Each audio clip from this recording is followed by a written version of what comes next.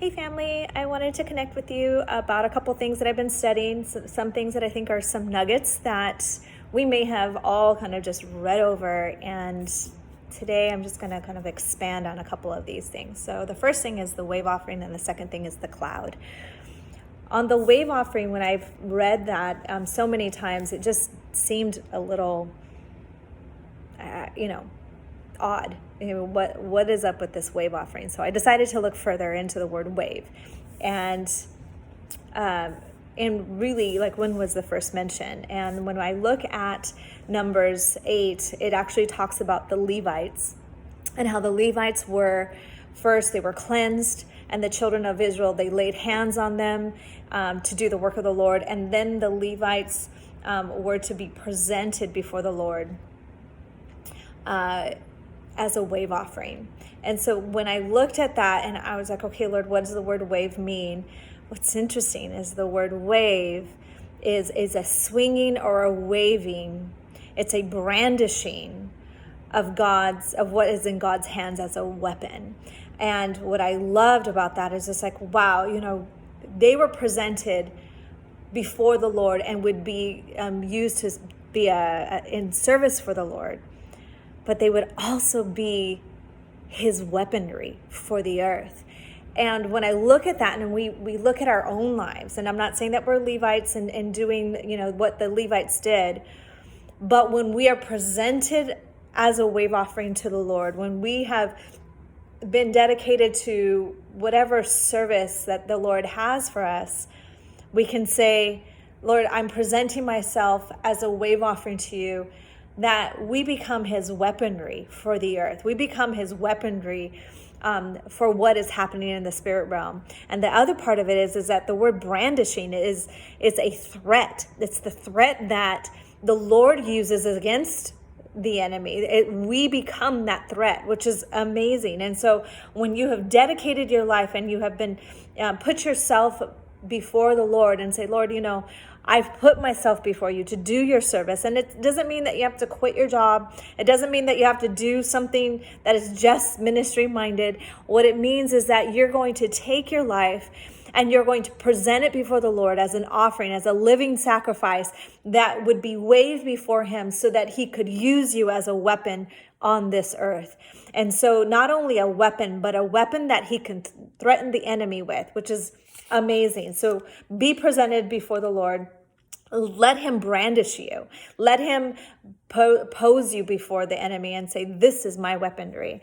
So I thought that was awesome and amazing. And so continuing in Numbers, there's actually more of the story of the Exodus. And it's actually in Numbers 9, chapter 9, goes into referencing about what happened at the Exodus. And what's interesting about that is now I'm switching to the cloud. The cloud itself was something that would lead them out of Egypt. It would cover them and it would lead them. It would cover them and it would lead them. And when you look at the cloud, it almost just seems like, well, it's just a cloud so they can follow. But when you look at the first mention of a cloud, you look to Genesis 9:13, it references the cloud as that it would be the thing that would house the rainbow, which the rainbow itself was the covenant. It was the promise that God would give to the earth of, I will never flood this again. And so what we see in the cloud is his covenant and his promise.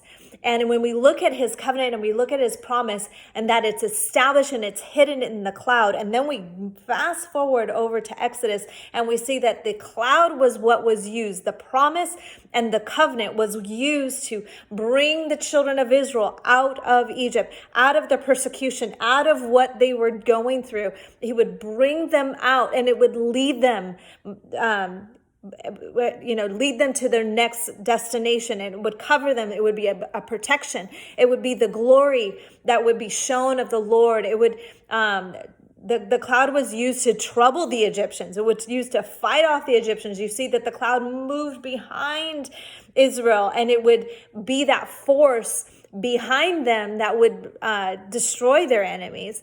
So the cloud was used in so many ways and so many things. And so I can go on and on about the cloud and all the various aspects of the cloud. It's even interesting in Numbers 11, it actually talks about the dew that's set. And if you think about dew, a cloud is basically the moisture of the air. It's set, and it was what created the manna. It's what created the bread that they would eat going forward. But more so, when you look at the cloud, you want to understand like more of what does that mean, and what more does that contain. And Numbers 9 actually gives it to us. It says in Numbers 9, it says, at the mouth of Yehovah, the children of Israel would set out. And at the mouth of Yehovah, they would encamp.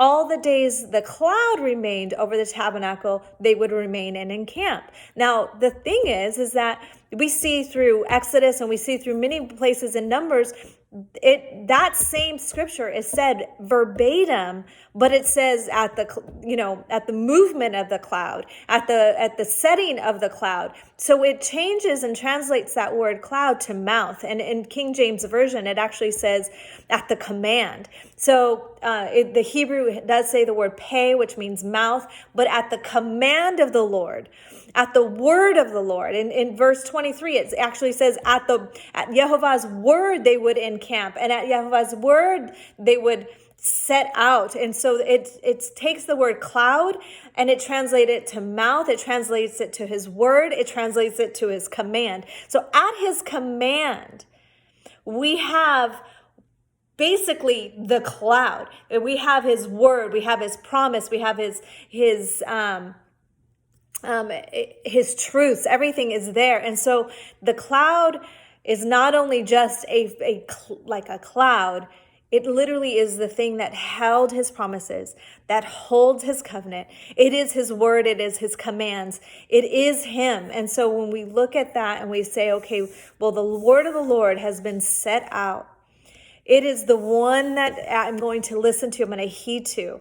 And so the question of the day is do we have our eyes on the cloud? Do we have our eyes on the word of the Lord? Do we have our eyes on the covenant and the promise? And do we know when it's moving, and do we know when it's setting? And if it's moving now, is it moving from America? I don't know. Is it moving now? We need to move with it. We cannot be set in our ways, and we cannot rest in the thought of like, no, I'm going to stay even though the cloud is moving. Because if you stay put in your comfort zone and you don't move with the cloud, you'll be left behind. Think of think of when Israel left the Egyptians. And Israel, if they would have stayed with the Egyptians, they would have been destroyed if they stayed back. But they moved away. They moved with the cloud. At Passover, they moved out of their comfort zone. They moved when the Lord moved. And they stayed when the Lord stayed. So the question from me to you is the cloud moving? And if it is, are you moving with it? Are you ready to move with it? Have you gotten so comfortable in your current situation that you're not willing to get uncomfortable and move with him?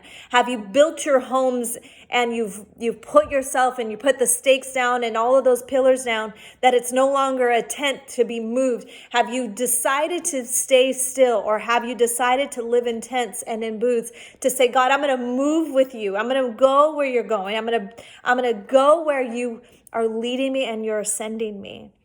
That's the question I have for you. So is the cloud moving? The cloud of his covenant, the cloud of his promise, the cloud of his word, the cloud of his command. Be mindful of it. Hear it. Listen to it. Be ready and attentive. Don't take your eyes off the cloud and keep moving forward.